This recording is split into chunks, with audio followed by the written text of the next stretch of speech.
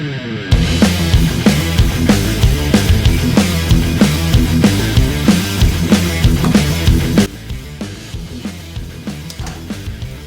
afternoon, everybody, and welcome back to RobMotive.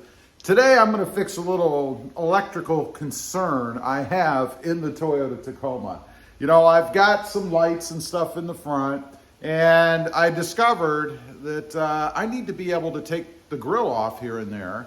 And the lights on the grill, of course, run right through the Switch Pro.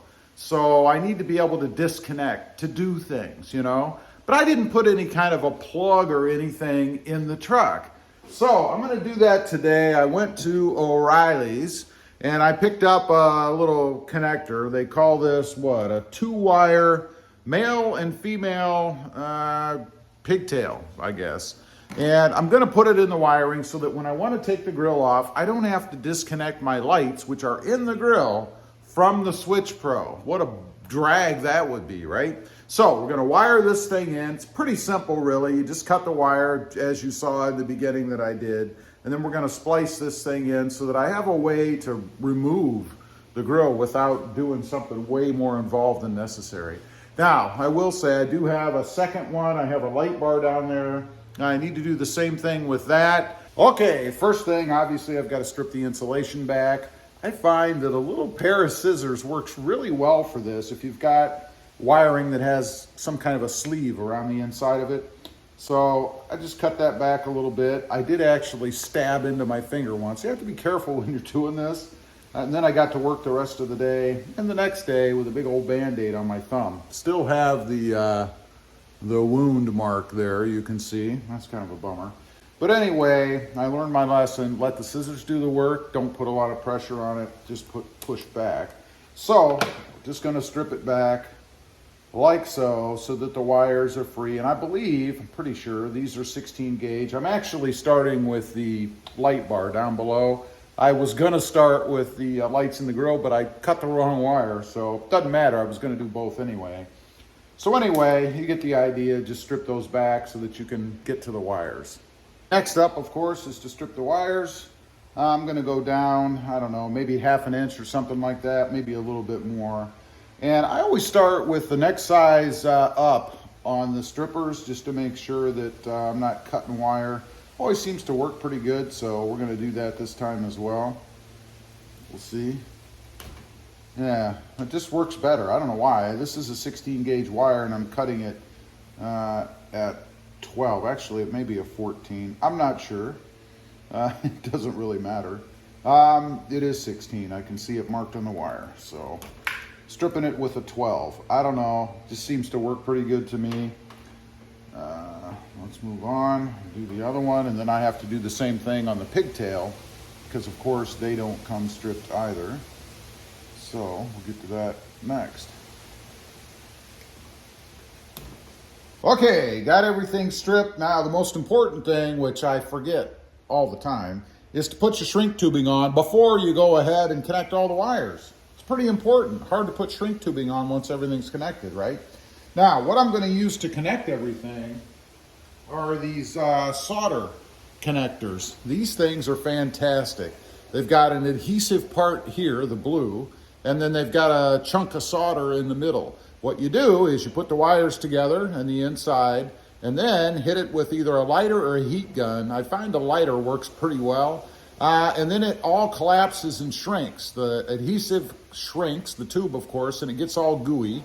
And the solder, of course, melts and connects the wires together. And it's a kind of a two-function little thing, actually.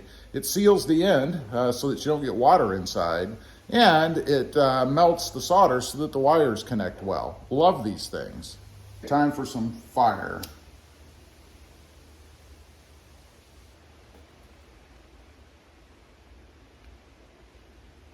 And there you have it. Takes just about that long. You can see the solder melt in there because it starts to flow. Watch the lighter, it gets hot.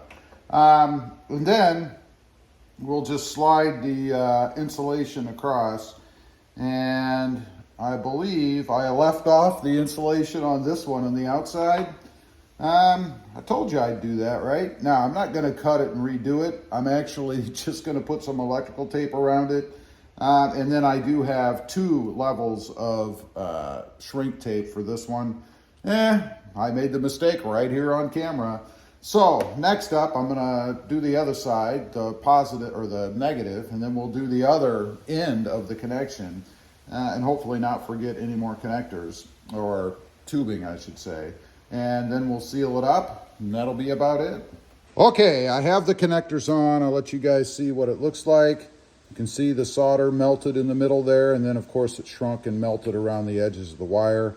Again, I love these things. I did remember to put shrink wrap on both sides on that one. Of course, I did tape this one up, and then there's the shrink wrap waiting to be shrunk. There's what the other one looks like. And then I have some bigger shrink tubing, I think I called it wrap, shrink tubing down here that I'm going to cover the whole thing with. It should be pretty watertight. I can't imagine anything getting in there. But next up, we're going to go ahead, shrink all this down, and button it up.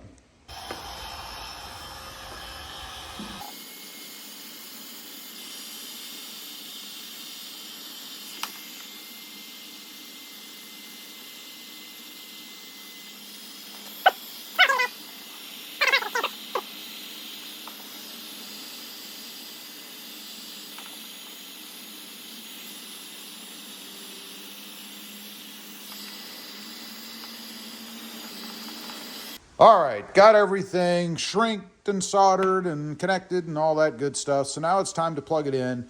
One thing I do like about this, it does have these little rubber insulating or waterproof kind of things around the connection.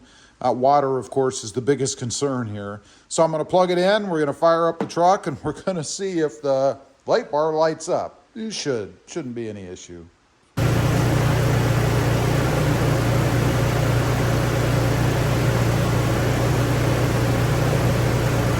Okay, you could see from the video, hopefully, the light bar did light up, so it's a success. Not that it shouldn't have been. This is not a complicated thing.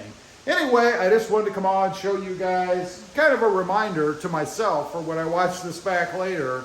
Don't forget to put some sort of a plug or a disconnect in your wiring. You may have to take it off someday. I should have done it to begin with. Anyway, leave a comment. Let me know if you have ever had this concern about your electrical wiring in the Toyota Tacoma that maybe you should have put something in. I'd be curious to know. Also, real quick, I do have 2 additional channels. Mod Driven, all about mods right now on the Mercedes-Benz, and RobMotive JT, all about the Jeep Gladiator. Check them out, and if you're interested, why not subscribe? And while you're at it, smash the subscribe button here too. Thanks for watching. Stay safe out there. Bye.